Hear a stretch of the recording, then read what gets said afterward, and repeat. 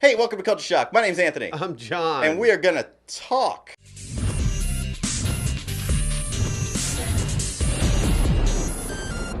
Today, we have a question. Oh my god, this is the third week in a row we've had questions from people. Start leaving those below, by the way. We'll answer yours. This one is from DrakenX. Draken.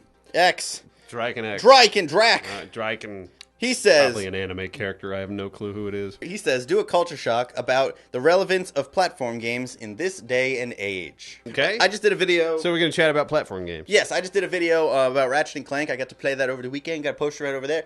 And at the Apist Expo, I get to play. And it's a platformer. John, fix your mic. So I did a video about Ratchet & Clank, which is kind of a platformer. I mean, it's pretty much a platformer. Have you played a Ratchet & Clank game in a while? Well, I saw you playing it a little bit. Yeah. And yeah, it did seem like it had platforming in it. It was like platform/action game. It's a platform/shooter more. Like it's all about the weapons, but there's a lot of jumping and platforming and puzzling things. And that got us thinking about the relevance of platform games in this day and age. Because this console generation, the Xbox 360 and the PS3, killed it. Killed it? Generations, they died. No. What was the last big budget platformer? Now, there's a big argument to be made about indie games. Big budget? Big budget one. The last one I can think of, other than the Ratchet & Clank game, was like Cameo Elements of Power for the Xbox 360 at launch. It was the last Rare game. You know, I don't play a lot of platformers anymore. Yeah. But what about Rayman? Would you consider the Rayman series a platformer? Yeah, I suppose. Because Rayman Origins was amazing. Yes, and Legends looks good. And Legends looks amazing as well. I haven't played it yet. It is on my list. I don't play a lot of games. That one's a definite. I have to play this at some point. See, it's a weird conversation because they're still there, but like platformers used to be the first-person shooters of the video game industry. Well, that's all they could really do. Also, I mean, you know, you had graphic limitations, and Mario sort of set the bar as like, okay, this is the thing that we do that. One works and two can make money. Yeah, so everybody tried to copy that. So it was almost an overabundance of platformers at the time. Maybe, but like all through that, there is a ton. Yeah, but, like, now we also have 3D platformers, which are a completely different monster because you have your like Rayman falls into your classic 2D side-scrolling platform. But like that's the only game really doing it. I'm sure there's a couple of smaller games out there people are going to bitch at me about. There's a ton of smaller games. But it's the only big game right now that's still doing it. But what like Super Meat Boy or like Fez? Like then we're getting into games. the indie games. So I feel like on the indie side, that's something a lot of people still do. Yeah. Just because, and this feels weird saying it, but it's cheaper to make than a it's easier. AAA it's title. cheaper It's not and easier. Well, but it is cheaper. Like Super Meat Boy was done by a very small team, 2 guys. Whereas, something like Rayman probably takes a whole team of artists and animators and things like that, which is great. And I love both for different reasons. Like Rayman, the latest Rayman looks absolutely gorgeous. Definitely. Just the amount they put into the artwork in that game just makes it stand out to me. I miss the Mario games that were in 2D.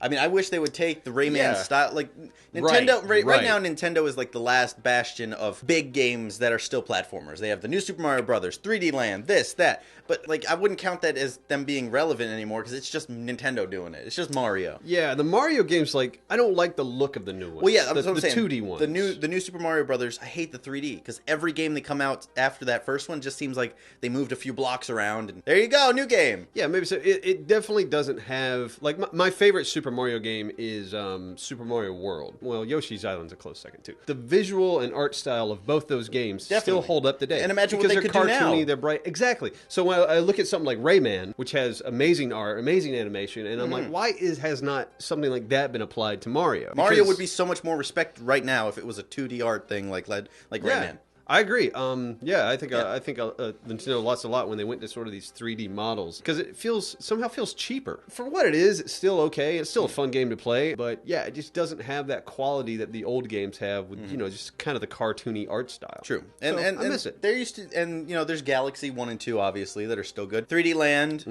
it's kind of a 3D Mario game, but the 3D platformer is all but dead right now. 2D games are now in the indie market. Big developers other than Ubisoft who make Rayman look at it and go like, I don't want to make that cheap garbage game. It's not going to sell because no one buys 2D games. Anyway, I'm saying the 3D platformer is gone. I mean, Nintendo 64 had Banjo-Kazooie, Donkey Kong, Conker. It's a harder Mario. Genre. It's a harder genre to sell, and it's also a hard genre to get right. Well, I think it was a hard genre to sell at the end of that generation because that's all they had right then. Like that was just like platformer, and then it was like, all right, shooters now. Let's get something new. Yeah, I'm tired of platformers, all that kiddie bullshit. Let's get shooters. And now everyone's like, I'm getting tired of shooters, man. Maybe I wish I had one. I wish exactly. It goes in fucking circles. I wish I had some of those platform games like we used to. But luckily, there's an indie market now for that. Yes, you know, and there's some great small indie teams making some amazing games that are your 2D classic, badass, hard to beat platformers. But yeah, as far as like the AAA titles, you don't see a lot of AAA. Sonic, maybe. They're not really AAA. Generations kind of hit it. But the new What's one the looks new like one that kind of Lost Worlds. It looks like crap. You know they have DLC of lives. If you pre-order the game, you get an extra 25 lives. Sega. That's terrible. Fuck you. Yeah, that is a fuck you. I'm kind of with you on that one. Fuck you. Everybody was really? like, this is the worst DLC ever. That is, I hadn't even heard of that until right now. Seriously? Like, get the DLC, you get 25 extra lives. That used to be called fucking cheat codes. I hope this next generation, PS4 and Xbox One, kind of sees that stuff coming back. There was rumors of Banjo-Kazooie coming out on the Xbox One. Maybe again, try it again, not nuts and bolts, that bullshit. There's that new game, Knack, which is kind of Ratchet and Clank, Dexter-esque. I talked about this in the other video. It's, you know, the return to the Jak and Dexter's Ratchet and Clank. I mean, it always feels like platformers are geared towards kids. Do they have to be?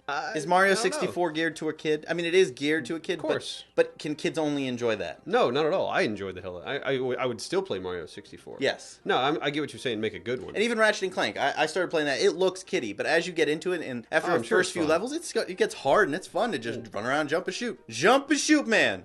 Eagle Raptor reference. Jump and shoot. It's a game about jumping and shooting. Jump and shoot. Platformers. What else can we say about platformers? In this day and age... Play Rayman. That's all I can say. Play Rayman. Rayman is probably doing it better than anybody right now as far as platformers go. In this day and age... Or Super Meat Boy, but that's... In this day and age, 2D games, 2D platformers, except for Rayman, that's it, is in the indie market, and 3D platformers are dead. Do they have a place?